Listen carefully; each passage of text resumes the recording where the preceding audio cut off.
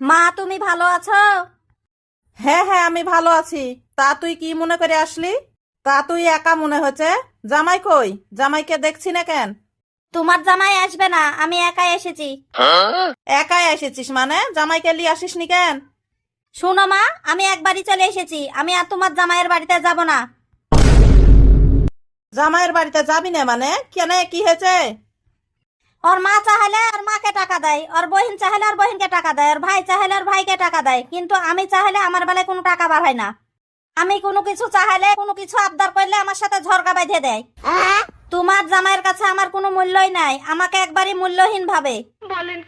তোকে কে বলেছে যে তোর ওই বাড়িতে মূল্য নাই? আর কোনো কিছু হলে, একটু ঝগড়া লাগলেই মায়ের বাড়ি চলে আসবি? এ অভ্যাস কেন রে তোর? স্বামী স্ত্রীর মধ্যে কি ঝগড়াঝাটি হতে পারে না? তাই বলে কি সংসার ভাঙতে হবে? তো কি করব, আমি কোনো কিছু চাইলে পাই না কেন? তুই কি খেতে পাইস না? তোকে কি খেতে দেয় না? এই যে তুই সালোয়ার কামিজটা পরে আছিস, এই পোশাকটা কি তোকে কিনে দেয়নি? শোনো মা, আমাকে আগে ভিতরে ঢুকতে দাও, তারপর তুমি যা বলার বলো। না, তোকে ভিতরে ঢুকতে দেয়া যাবে না, তুই এখান থেকেই চলে যাবি। আর শুন, তোকে কষ্ট করে বিয়ে দিয়েছি জামাইয়ের ঘর ছাড়ানোর লেগে না, জামাইয়ের সংসার করার লেগে।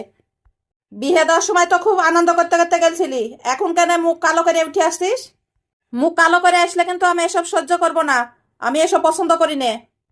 শুন, সংসার করা এত সহজ না, সংসারে একটু একটু সমস্যা হতেই পারে, তাই বলে এরকম সিদ্ধান্ত নিতে হবে? তোর আব্বার সাথে কি আমার ঝগড়াঝাটি বাঁধে না? কোনো কিছু হয় না? আজ 30 বছর থেকে কই আমি ঠিকই সংসার করছি, তোর মতো অত মায়ের বাড়ি যাই না। মা, তুমি এটা কেমন কথা বলছো? কোনো সমস্যা হলে তোমার বাড়িতে আমি আসবো না? তোমার বাড়ি ছাড়া আমি কার বাড়ি যাব? সমস্যা হলে অবশ্যই আসবি, তোকে আসতে কে মানা করেছে? তবে একা না, জামাইকে সঙ্গে নিয়ে। তাছাড়া এ বাড়িতে তোর কোনো ঠাঁই হবে না, এ কথাটা মনে রাখিস। যেইভাবে এসেছিস এইভাবেই চলে যা। আর জামাইকে নিয়ে আসবি, তারপরে 2-10 দিন থাকবি, আমার কোনো আপত্তি নাই।